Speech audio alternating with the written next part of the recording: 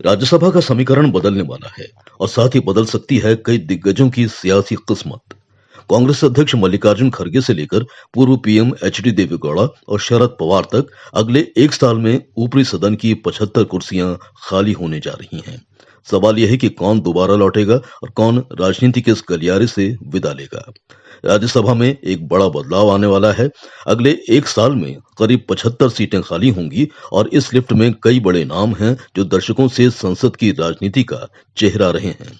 मल्लिकार्जुन खड़गे कांग्रेस अध्यक्ष राज्यसभा से रिटायर होंगे 25 जून 2026। शरद पवार अप्रैल 2026। एचडी देवेगौड़ा पूर्व प्रधानमंत्री अप्रैल 2026।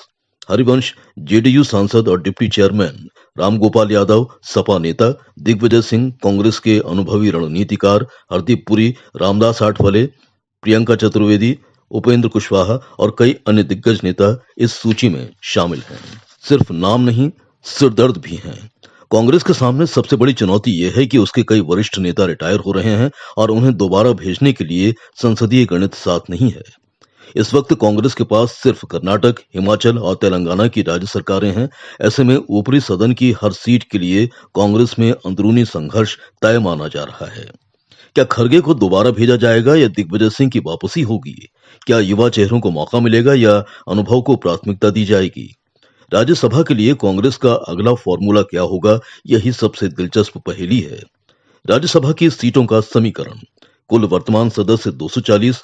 24 जुलाई को 6 सदस्य रिटायर होंगे, संख्या घटकर 234। अप्रैल 2026 तक 75 सीटें खाली होने की संभावना। नए चेहरों की एंट्री और पुराने चेहरों की विदाई के बीच राजनीतिक दलों के रणनीतिकार अब से ही माथापच्ची में जुट गए हैं।